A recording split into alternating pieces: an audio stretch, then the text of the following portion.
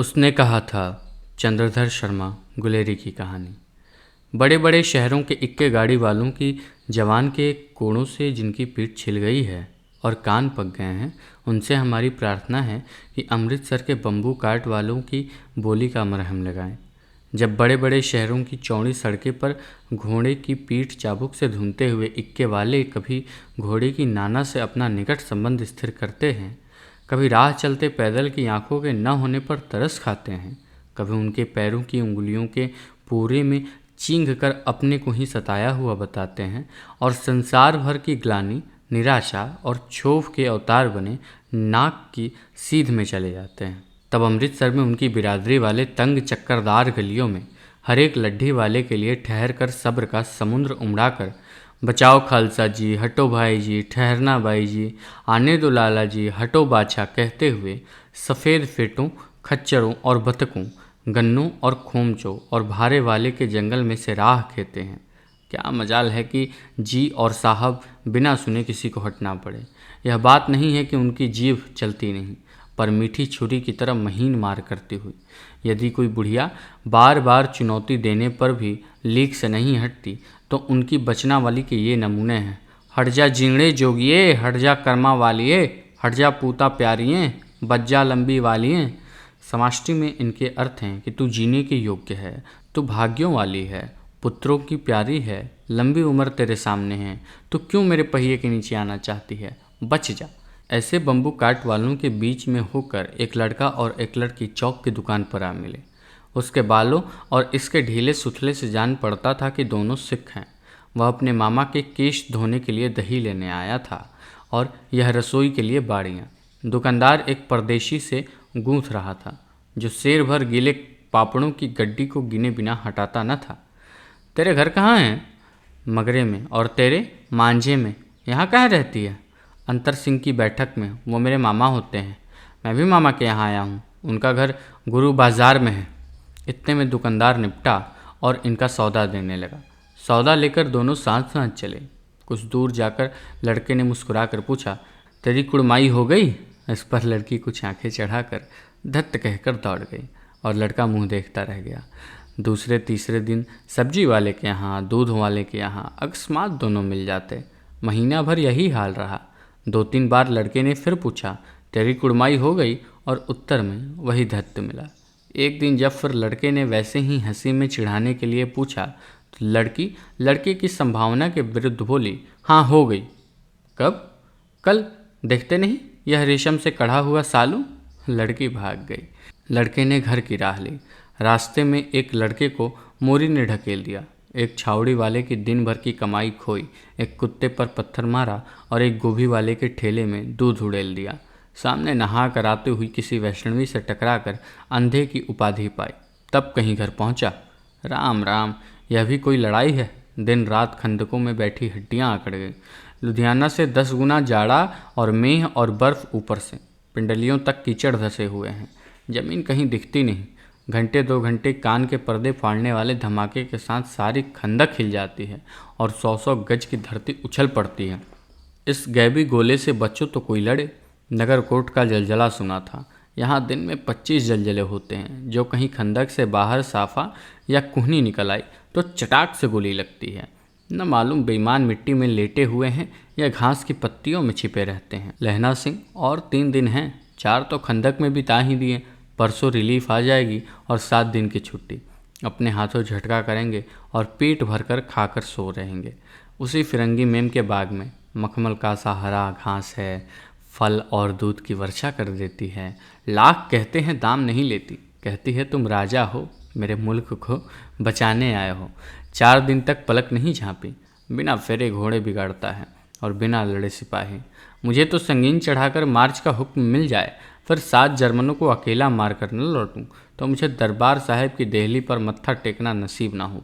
पाजी कहीं के कलों के घोड़े संगीन देखते ही मुंह फाड़ देते हैं और पैर पकड़ने लगते हैं। यूं अंधेरे में 30-30 मन का गोला फेंकते हैं। उस दिन धावा किया था। 4 मील तक एक जर्मन नहीं छोड़ा था।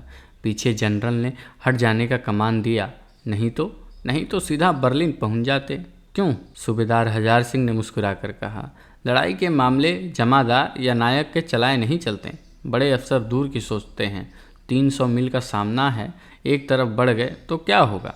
सूबेदार जी, सच है, लहना सिंह बोला, पर क्या करें, हड्डियों हड्डियों में तो जो जाड़ा धस गया है, इस सूर्य निकलता ही नहीं, और खाई में दोनों तरफ से चंबे वाली बावलियों के सोते झर रहे हैं। एक धावा हो जाए तो गर्मी आ जाए। उद्यमी उठ, सिगड़ी में कोले डाल। वजीरा, तुम 4 जने बाल्टियाँ लेकर खाई का पानी बाहर फेंको। महासिंह, शाम हो गई है, खाई के दरवाजे का पहरा बदल दे। यह कहते हुए सूबेदार सारी बंदूक खंदक में चक्कर लगाने लगे। वजीरा सिंह पलटन का विदूषक था।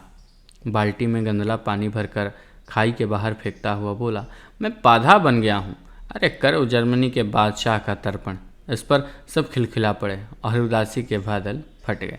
लहना सिंह ने दूसरी बाल्टी भर उसके हाथ में देकर कहा, अपनी बाड़ी के खरबूजों में पानी दो, ऐसा खाद का पानी पंजाब भर में नहीं मिलेगा। हाँ, देश क्या है, स्वर्ग है। मैं तो लड़ाई के बाद सरकार से 10 धुना ज़मीन यहाँ मांग लूँगा और फलों के बूटे लगाऊंगा। लाड़ी घोड़ा को भी यहीं बुला लोगे, या वहीं दूध पिलाने वाली फिरंगी में? चुप कर, यहाँ वालों को शर्म नहीं। देश देश की चाल है। आज तक मैं उसे समझा न सका कि सिख तंबाकू नहीं पीते, वह सिगरेट देने में हट करती है, होठों में लगाना चाहती है और मैं पीछे हटता हूँ तो समझती है कि राजा बुरा मान गया, अब मेरे मुल्क के लिए लड़ेगा नहीं। अच्छा, अब बोध सिंह कैसा है? अच्छा है, हाँ, जैसे मैं जानता ही ना हूँ। रात भर तुम अपने कंबल उसे उड़ाते हो और आप सिगड़ी के सहारे गुजर करते हो। उसके पहरे पर आप पहरा दे आते हो, अपने सूखी लड़की के तख्तों पर उसे सुलाते हो। आप कीचड़ में पड़े रहते हो, कहीं तुम न मांदे पड़ जाना। जाड़ा क्या है, मौत है। निमोनिया से मरने वालों को मुरब्बे नहीं मिला करते। मेरा डर मत करो, मैं तो बुलेल की खड्ड के किनारे मरूंगा। भाई कीरत सिंह की गोदी पर मेरा सिर होगा और मेरे हाथ के लगाए हुए आंगन के आम के पेड़ की छाया होगी। वजीरा सिंह ने त्योरी चढ़ाकर कहा, क्या मरने मारने की बात लगाई है? मरे जर्मनी और तुरक। हाँ भाइयों, कैसे? दिल्ली शहर ते पिशोर न जुंदिए, कर लेना लौंगा द बपार मड़िए, कर लेना नादेड़ा सौदा अड़िए, लाना चटाका कदुए नुई, कब बनाया वे मजदार गुरिए, हुड़ लाना चटाका कदुए नू। कौन जानता था कि दाढ़िया वाले घर बारी सिख ऐसा लुच्चे गीत गाएंगे। पर सारी खंदक इस गीत के गूंज से उठी और सिपाही फिर ताजे हो गए, मानो 4 दिन से सोते और मौज ही करते रहे हों। दोपहर रात गई है, अंधेरा है, सन्नाटा छाया हुआ है। बोधा सिंह खाली बिस्कुटों के 3 टिक्कों पर अपनी दोनों कंबलें बिछाकर और लहना सिंह के 2 कंबल और एक बरान कोट ओढ़कर सो रहा है। लहना सिंह पहरे पर खड़ा हुआ है, एक आंख खाई के मुंह पर है और एक बोधा सिंह के दुबले शरीर पर। बोधा सिंह कराहा, क्यों बोधा भाई, क्या है? पानी पिला दो, लहना सिंह ने कटोरा उसके मुंह से लगाकर पूछा। कहो कैसे हो? पानी पीकर बोधा बोला, कंपनी छूट रही है, रोम रोम में तार दौड़ रहे हैं, दांत बज रहे हैं। अच्छा, मेरी जर्सी पहन लो। और तुम? मेरे पास सिगड़ी है और मुझे गर्मी लगती है, पसीना आ रहा है। ना, मैं नहीं पहनता, 4 दिन से तुम मेरे लिए। हाँ, याद आई, मेरे पास दूसरी गर्म जर्सी है, आज सवेरे ही आई है, विलायत से बुन बुन कर भेज रही है में। गुरु उनका भला करे। यो कहकर लहना अपना कोट उतार कर जर्सी उतारने लगा। सच कहते हो और नहीं झूठ? यूँ कहकर नहीं करते। बोधा को उसने ज़बरदस्ती जर्सी पहना दी और आप खाकी कोट और जीन का कुर्ता भर पहनकर पहरे पर आ खड़ा हुआ। मेम की जर्सी का कथा केवल कथा थी। आधा घंटा बीता, इतने में खाई के मुंह से आवाज़ आई, सूबेदार हजार सिंह। कौन लपटन साहब? हुकुम हुजूर, कहकर सूबेदार तनकर फौजी सलाम करते हुए सामने आया। देखो, इसी समय धावा करना होगा। मील भर की दूरी पर पूरब के कोने में एक जर्मन खाई है, उसमें 50 जियादिया जर्मन नहीं है। इन पेड़ों के नीचे नीचे 2 खेत काट कर रास्ता है, 3-4 घुमाव हैं, जहाँ मोड़ हैं वहाँ 15 जवान खड़े कर आया हूँ। तुम यहाँ 10 आदमी छोड़कर सबको साथ उनमें से जा मिलो। खंदक छीन कर वहीं जब तक दूसरा हुक्म ना मिले डटे रहो, हम यहाँ रहेंगे। जो हुक्म। चुपचाप सब तैयार हो गए। बोधा भी कंबल उतार कर चलने लगा। तब लहना सिंह ने उसे रोका। लहना सिंह आगे हुआ तो बोधा के बाप सूबेदार ने उंगली से बोधा की ओर इशारा किया। लहना सिंह समझकर चुप हो गया। पीछे 10 आदमी कौन रहे, इस पर बड़ी हुज्जत हुई। कोई रहना न चाहता था। समझा बुझाकर सूबेदार ने मार्च किया। लपटन साहब लहना की सिगड़ी के पास मुंह फेर कर खड़े हो गए और जेब से सिगरेट निकाल कर सुलगाने लगे। 10 मिनट बाद उन्होंने लहना की ओर हाथ बढ़ाकर कहा, लो तुम भी पियो। आंख मारते मारते लहना सिंह सब समझ गया कि मुंह का भाव छिपा कर बोला, लाओ साहब। हाथ आगे करते ही उसने सिगड़ी के उजाले के साहब मुंह देखा, बाल देखे, तब उसका माथा ठनका। लेफ्टन साहब के पट्टियों वाला बाल एक ही दिन में कहाँ उड़ गए और उनकी जगह कैदियों से कटे बाल कहाँ आ गए। शायद शराब पिए हुए हैं और उन्हें बाल कटवाने का मौका मिल गया है। लहना सिंह ने जांचना चाहा। लेफ्टन साहब 5 वर्ष से उसकी रेजिमेंट में थे। क्यों साहब, हम लोग हिंदुस्तान कब जाएंगे? लड़ाई खत्म होने पर। क्यों, यह देश पसंद नहीं? नहीं साहब, शिकार के वो मज़े कहाँ। याद है परसाल नकली लड़ाई के पीछे आप जागधारी ज़िले में शिकार करने गए थे? हाँ हाँ हाँ। और वहीं जब आप खेतों पर सवार थे तो आपका खानसमा अब्दुल्ला रास्ते में एक मंदिर जल चढ़ने को रह गया था। बेशक पाजी कहीं का। सामने से वह नील गाय निकली कि ऐसी बड़ी कभी न देखी थी, और आपकी एक गोली कंधे में लगी और पुट्ठे में निकली। ऐसे अफसर के साथ शिकार खेलने में मज़ा है। क्यों साहब? शिमले से तैयार होकर उस नील गाय का सिर आ गया था ना। आपने कहा था कि रेजिमेंट में मैच लगाएंगे। हाँ, पर मैंने वह विलायत भेज दिया। ऐसे बड़े बड़े सिंह 2-2 फुट के तो होते होंगे। हाँ लहना सिंह 2 फुट 4 इंच के थे। तुमने सिगरेट नहीं पिया? पीता हूँ साहब, दिया सलाई लेकर आता हूँ, कहकर लहना सिंह खंदक में घुसा। अब उसे संदेह नहीं रहा था। उसने झटपट निश्चय कर लिया कि क्या करना चाहिए। अंधेरे में किसी से वह टकराया। कौन? वजीर सिंह? हाँ। क्यों लहना, क्या कयामत आ गई? जरा तो आँख लगने दी होती। होश में आओ, कयामत आई है। लेफ्टन साहब की वर्दी पहनकर आई है। क्या? लेफ्टन साहब या तो मारे गए या तो कैद हो गए। उनकी वर्दी पहनकर यह कोई जर्मन आया है। सूबेदार से इसका मुंह नहीं देखा। मैंने देखा और बातें की हैं। सोहरा साफ उर्दू बोलता है, पर किताबी उर्दू, और मुझे पीने का सिगरेट दिया है। तो अब मारे गए। धोखा है सूबेदार होरा। कीचड़ में चक्कर काटते फिरेंगे और यहाँ खाई पर धावा होगा। उठो, एक काम करो, पलटन के पैरों के निशान देखते देखते दौड़ जाओ। अभी बहुत दूर न गए होंगे। सूबेदार से कहो एकदम लौट आएँ। खंदक की बात झूठ है। चले जाओ, खंदक के पीछे से निकल जाओ। पता तक न खड़के, देर मत करो। हुक्म तो यही है कि ऐसी तैसी हुक्म की। मेरा हुक्म, जामादार लहना सिंह जो इस वक्त यहाँ सबसे बड़ा अफसर है, उसका हुक्म है। मैं लेफ्टन साहब की खबर लेता हूँ।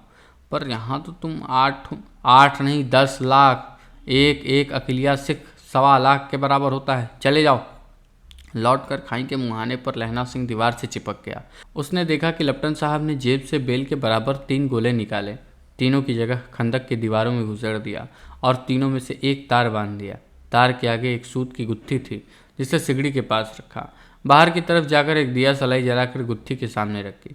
बिजली की तरह दोनों हाथों से उल्टी बंदूक को उठाकर लहना सिंह ने साहब की क्यूहनी पर तान कर दे मारा।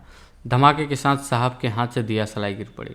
लहना सिंह ने एक कुंदा साहब की गर्दन पर मारा और साहब आँख मीन गौट करते हुए चित्त हो गए।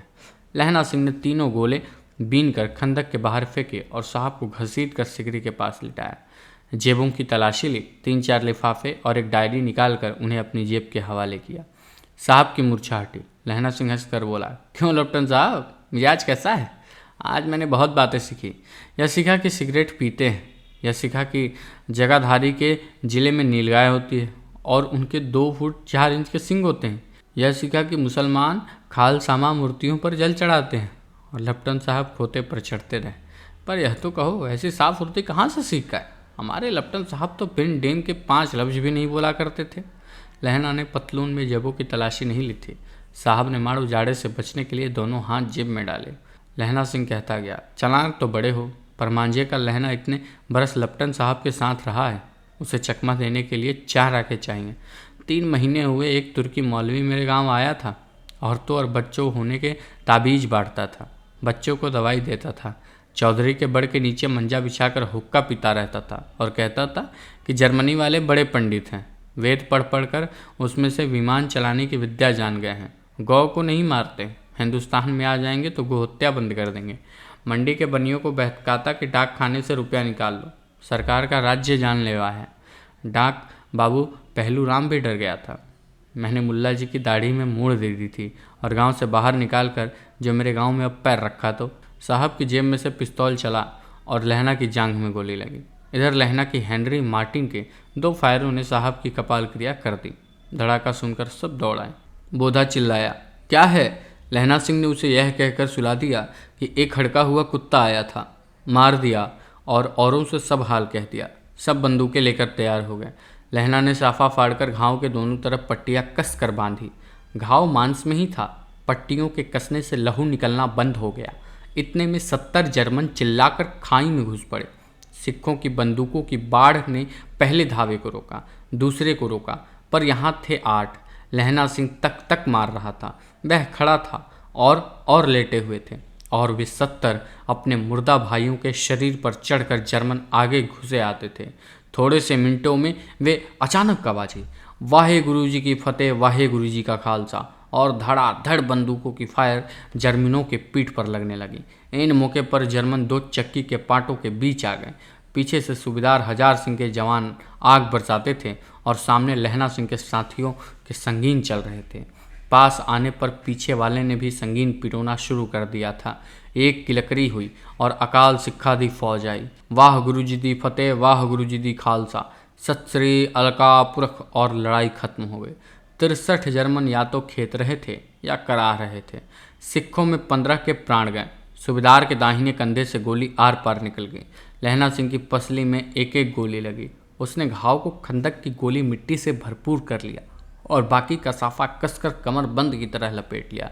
किसी को खबर न हुई कि लहना को दूसरा घाव, भारी घाव लगा है। लड़ाई के समय चांद निकल आया था, ऐसा चांद जिसके प्रकाश से संस्कृत कवियों का दिव्य हुआ हो। छई नामक सार्थक होता है, और हवा ऐसी चल रही थी जैसे वाणभट्ट की भाषा में दंती मिणो पदेशाचार्य कहलाती। वजीरा सिंह कह रहा था कि कैसे मन भर फ्रांस की भूमि मेरे बूटों से चिपक रही थी जब मैं दौड़ा दौड़ा सूबेदार के पीछे गया। सूबेदार लहना सिंह से सारा हाल सुन और कागजात पाकर वे उसकी तुरंत बुद्धि को सराह रहे थे और कह रहे थे कि तू न होता तो आज सब मारे जाते। इस लड़ाई की आवाज़ 3 मील दाहिने ओर खाई वालों ने सुन ली थी। उनके पीछे टेलीफोन कर दिया था। वहाँ से झटपट 2 डॉक्टर और दो बीमार ढोने के लिए गाड़ियाँ चली, जो कोई 1.5 घंटे के अंदर आ पहुँची। फील्ड अस्पताल के नज़दीक था। सुबह होते होते वहाँ पहुँच जाएंगे, इसलिए मामूली पट्टी बांधकर एक गाड़ी के घायल लिटाए गए और दूसरे गाड़ी में लाशें रखी गईं। सूबेदार सिंह ने लहना सिंह की जांघ की पट्टी बंधवानी चाहिए, पर उसने यह कहकर टाल दिया कि थोड़ा घाव है, सवेरे देखा जाएगा। बोधा सिंह ज्वर में बर्रा रहा था। वह गाड़ी में लिटाया गया। लहना को साथ छोड़कर सूबेदार जाते नहीं थे। यह देख लहना ने कहा, तुम्हें बोधा की कसम है और सूबेदारनी जी की सौगंध है जो इस गाड़ी में न चले। और तुम मेरे लिए वहाँ पहुंचकर गाड़ी भेज देना, और जर्मन मुर्दों के लिए भी तो गाड़ियाँ आती होंगी। मेरा हाल बुरा नहीं है, देखते नहीं मैं खड़ा हूँ। वजीरा सिंह मेरे पास ही हैं। अच्छा, पर बोधा सिंह गाड़ी पर लेट गया। भला आप भी चढ़ जाओ। सुनिए तो, सूबेदारनी होरा को चिट्ठी लिखो तो मेरा मत्था टेकना लिख देना, और जब घर जाओ तो कह देना कि मुझसे जो उसने कहा था वह मैंने कर दिया। गाड़ियाँ चल पड़ी। सूबेदार ने चढ़ते चढ़ते लहना का हाथ पकड़कर कहा, तन्ने मेरे और बोधा के प्राण बचाए हैं, लिखना कैसा? साथ ही घर चलेंगे। अपनी सूबेदारनी को तो खुद कह देना उसने क्या कहा था। अब आप गाड़ी पर चढ़ जाओ, मैंने जो कहा है वह लिख देना और कह भी देना। गाड़ी के जाते लहना लेट गया। वजीरा पानी पिला दे और मेरा कमर बंद खोल दे, तर हो रहा है। मृत्यु के कुछ समय पहले स्मृति बहुत साफ हो जाती है। जन्म भर की घटनाएं एक एक करके सामने आती है। सारे दृश्यों के रंग साफ होते हैं। समय की धुंध बिल्कुल उन पर से हट जाती है। लहना सिंह 12 वर्ष का है। अमृतसर में मामा के यहाँ आया हुआ है। दही वाले के यहाँ, सब्जी वाले के यहाँ, हर कहीं उसे एक 8 वर्ष की लड़की मिल जाती है। जब वह पूछता है तेरी कुड़माई हो गई, तब धत्त कहकर वह भाग जाती है। एक दिन उसने वैसे ही कुछ पूछा तो उसने कहा, हाँ कल हो गई, देखते नहीं यह रेशम के फूलों वाला सालू। सुनते ही लहना सिंह को दुख हुआ, क्रोध हुआ। क्यों हुआ? वजीरा सिंह पानी पिला दो। 25 वर्ष बीत गए। अब लहना सिंह नंबर 77 राइफल्स में जमादार हो गया। इस 8 वर्ष की कन्या का ध्यान ही न रहा। न मालूम वह कभी मिली थी या नहीं। 7 दिन की छुट्टी लेकर जमीन के मुकदमे की पैरवी करने वह अपने घर गया। वहाँ रेजिमेंट के अफसर की चिट्ठी मिली कि फौज लाम पर जाती है, फ़ौरन चले आओ। साथ ही सूबेदार हजार सिंह की चिट्ठी मिली कि मैं और बोध सिंह को लाम पर जाते हैं। लौटते हुए हमारे घर होते जाना, साथ ही चलेंगे। सूबेदार का गांव रास्ते में पड़ता था और सूबेदार उसे बहुत चाहता था। लहना सिंह सूबेदार के यहाँ पहुँचा। जब चलने लगे तब सूबेदार पीढ़े से निकल कर आया और बोला, लहना, सूबेदारनी तुमको जानती है, बुलाती है, जा मिला। लहना सिंह भीतर पहुँचा। सूबेदारनी मुझे जानती है? कब से? रेजिमेंट के क्वार्टरों में तो कभी सूबेदार के घर के लोग रहे नहीं। दरवाजे पर जा मत्था टेकना कहा। असी सुनी, लहना सिंह चुप। मुझे पहचाना नहीं? तेरी कुमड़ाई हो गई? धत, कल हो गए देखते नहीं। रेशमी बूटों वाला सालू अमृतसर में। बाहों की टकराहट से मूर्छा खोली, करवट बदली, पसली का घाव बह निकला। वजीरा पानी पिलाया। उसने कहा था, स्वप्न चल रहा है। सूबेदारनी कह रही है, मैंने तेरे को आते ही पहचान लिया। एक काम कहती हूँ, मेरे तो भाग फूट गए कि सरकार ने बहादुरी का खिताब दिया है। लाइलपुर में ज़मीन दी है, आज नमक हलाली का मौका है। पर सरकार ने हम तीमियों को एक घंघरिया पलटन क्यों न बना दी। जो मैं सूबेदार के साथ चली जाती। एक बेटा है, फौज में भर्ती हुए उसे 1 ही बरस हुआ है। उसके पीछे 4 और हुए, पर एक भी नहीं जिया। सूबेदारनी रोने लगी। अब दोनों जाते हैं। मेरे भाग। तुम्हें याद है, एक दिन तांगे वाले का घोड़ा दही वाले की दुकान के पास बिगड़ गया था और तुमने उस दिन मेरे प्राण बचाए थे। आप घोड़ों की लाते में चले गए थे और मुझे उठाकर दुकान के तख्ते पर खड़ा कर दिया। ऐसे ही इन दोनों को बचाना, यह मेरी भिक्षा है। तुम्हारे आगे आंचल पसारती हूँ। रोती रोती सूबेदारनी ओबरी में चली गई। लहना भी आंसू पोंछता हुआ बाहर आया। वजीरा सिंह पानी पिला, उसने कहा था। लहना सिंह का सर उसकी गोद में रखे वजीरा सिंह बैठा। जब मांगता है तब पानी पिला देता है। आधे घंटे तक लहना चुप रहा, फिर बोला, कौन, कीरत सिंह? वजीरा कुछ समझ कर कहा, हाँ भैया, मुझे ऊंचा कर लो, अपने पट पर मेरा सिर रख लो। वजीरा ने वैसा ही किया। हाँ अब ठीक है, पानी पिला दे बस। अब के हाड़ में यह आम खूब फलेगा। चाचा भतीजा दोनों यहीं बैठकर आम खाना। जितना बड़ा तेरा भतीजा है उतना ही यह आम है। जिस महीने उसका जन्म हुआ था उसी महीने में मैंने इसे लगाया था। वजीरा सिंह के आंसू टप टप टपक रहे थे। कुछ दिन पीछे लोगों ने अखबारों में पढ़ा, फ्रांस और बेल्जियम 68वीं सूची, मैदान में घावों से मरा नंबर 77 सिख राइफल्स जमादार लहन सिंह। उसने कहा था।